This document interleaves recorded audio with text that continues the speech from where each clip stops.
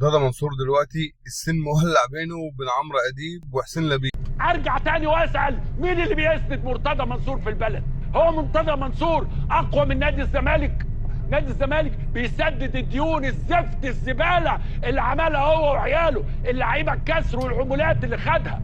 احنا مش عايزين كل شويه حد يقول لك ايه مش عايزين. ليه مش عايزين تتكلموا؟ ما تتكلموا وتقولوا مين اللي بيدمر نادي الزمالك، مين اللي عايز يعور نادي الزمالك. وهتتسجن تاني يا مرتضى، وهتتسجن تاني يا مرتضى، والزمالك هو اللي هيعيش.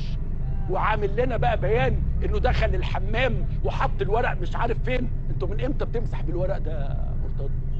ده انت اللي قايل. من امتى بتمسح بورق زي ده؟ دي لغه؟ ده حد حضراتكم توقفوا النادي وتوقفوا ارضه علشان تشوفوا البلاغ بتاعه؟ مين وزه؟